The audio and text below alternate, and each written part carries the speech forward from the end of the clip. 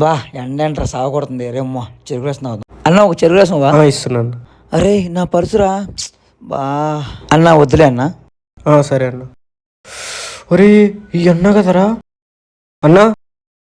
తమ్ముడు నా పర్సు పోయింది తమ్ముడు, నా దగ్గర డబ్బులు లేవు తమ్ముడు, అందుకని తమ్ముడు వెళ్ళిపోతున్నా తమ్ముడు. అన్నా నేనన్నా 6 డబ్బులు ఇచ్చినావు, ఎప్పుడు గుర్తుపట్టలేవా అన్న? గుర్తుపట్టలే తమ్ముడు. అన్నా నువ్వు డబ్బులు ఇవ్వడం వల్లనే నేను ఈ బిజినెస్ పెట్టుకున్నా అన్న.